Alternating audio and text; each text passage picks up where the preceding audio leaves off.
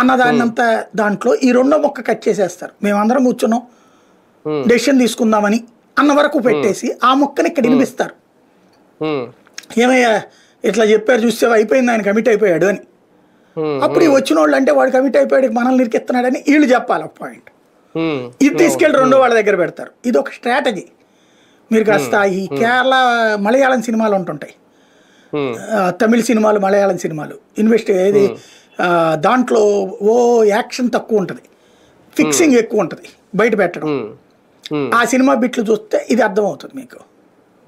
అట్లా trapping questions అనమాట. Scam జరిగింది లేదా అనేది ఈయన ఇంకా కన్ఫర్మ్ చేయట్లేదా? అంటే లిక్కర్ స్కామ్ లో బిగ్ బాస్ ఉన్నాడో లేదో నేను చెప్పలేను, కసిరెడ్డికి తెలియాలి అంటే స్కామ్ జరిగిందని ఒప్పుకున్నట్ట చెప్తున్నట్ట? స్కామ్ జరిగిందని ఆయన ఏమన్నా చెప్తున్నాడా? ఏదన్నా ఉంటే ఆయన అడగండి అంటున్నాడు. నాకు తెలియదు అంటున్నాడు. స్కామ్ జరిగింది కసిరెడ్డే చేశాడని చెప్పలే ఆయన. నేను 2 సార్లు వెళ్ళాను, మా ఇంట్లోని మీటింగ్ జరిగింది. ఆ తర్వాత వాళ్ళు చూసుకున్నారు, నన్ను పక్కన పెట్టేశారు. నేను అడిగాను జగన్ని, అడిగితే వాళ్ళు చూసుకుంటారులే అన్న, నీ మీద భారం తగ్గినట్టేగా అన్నాడు అని చెప్తాడు. అంతే, సింపుల్. కాకపోతే స్కామ్ జరిగింది అన్నట్టు వీళ్ళు రాసేది మామూలుగా రాస్తారు కదా, వీళ్ళు రాసేది వీళ్ళ స్టైల్ వీళ్ళదే. అంతకుముందు స్కామ్లు ఏమీ జరగలేదు, ఇప్పుడు అన్ని స్కామ్లే జరుగుతున్నాయి. కానీ జరుగుతున్న వ్యవహారం విషయంలో వైసీపీ తొందరపడుతుందా లేదంటే సాక్షి తొందరపడుతుందా?